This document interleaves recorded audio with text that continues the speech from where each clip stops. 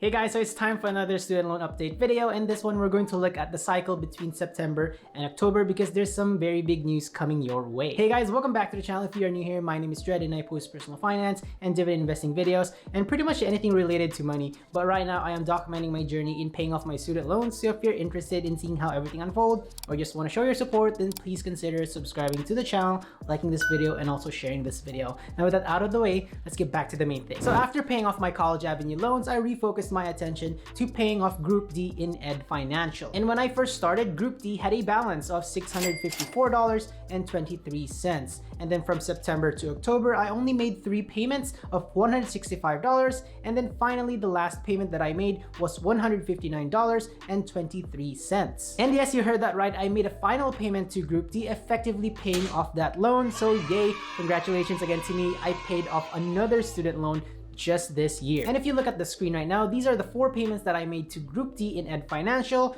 every week. It's pretty boring, just $165, $165, another $165, and the last one of $159.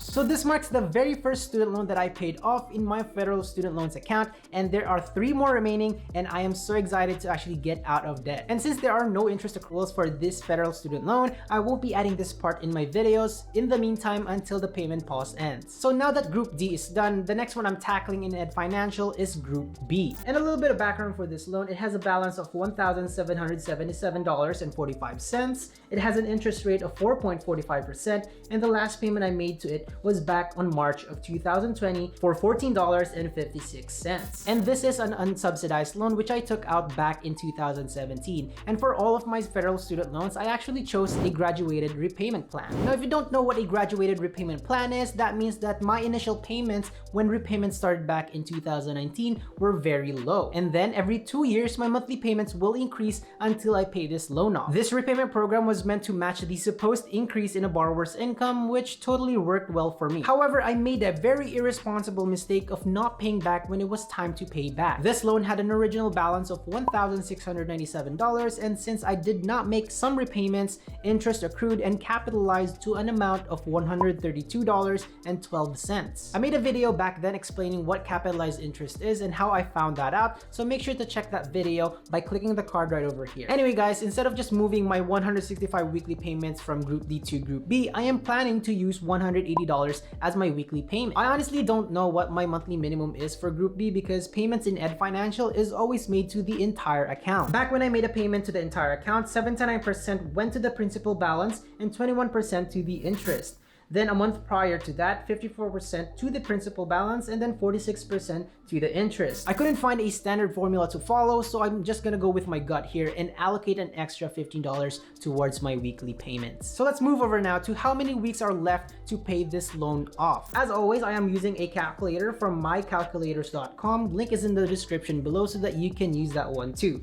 With my $1,777.45 loan balance in Group B, it is estimated that I will pay this off in 10 weeks if I pay $180 every week. Since I'm currently focused on hitting my emergency fund goal, I won't be adding any extra payments to Group B. With that in mind, this loan is estimated to be paid off around the 4th week of December. If that is the case, it looks like I'm going to start 2022 on a good note. So back in my previous update, I had mentioned EdFinancial's lack of automatic repayment options. When I first started paying my EdFinancial account, I could not find a way to make weekly automatic payments. While there isn't a complete solution to make those weekly automatic payments, I found out that you can schedule your weekly payments in advance manually, as you can see on the screen right here. I also noticed that EdFinancial doesn't allow you to make any payments on a weekend. This means that you can only schedule your payments on any business day, as you can see on the payment dates scheduled right here. And that's basically what happened to me. I usually make my payments on a Sunday, but now I moved it on a Monday, so when I do my payments,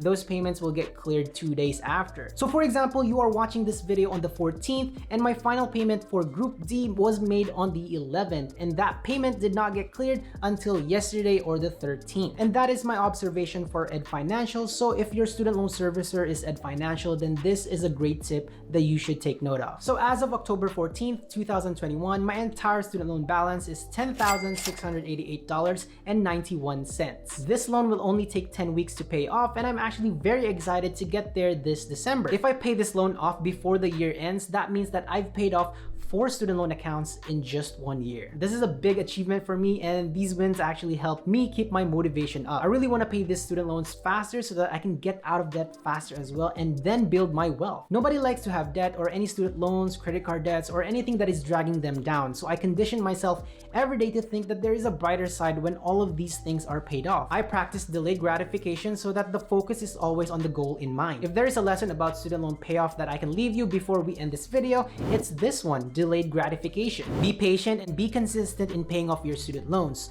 Think of the things that you get to do when you are debt-free. That should be enough motivation for you to think less of the things that you worry about right now on your journey. And that is all I got for you guys. Thank you so much for getting to the last part of the video. If you have any questions regarding my student loans or student loans in general, comment them down below and I will answer them for you. And if you like this video or find this video informative, make sure to subscribe to the channel, like this video, and also share this video. I'm also on Instagram at DailyDread. Please add me there as a friend so that we can chat, collaborate, and exchange some ideas. Thank you so much again for watching. I hope you have a wonderful day, and I will see you in the next video. Bye.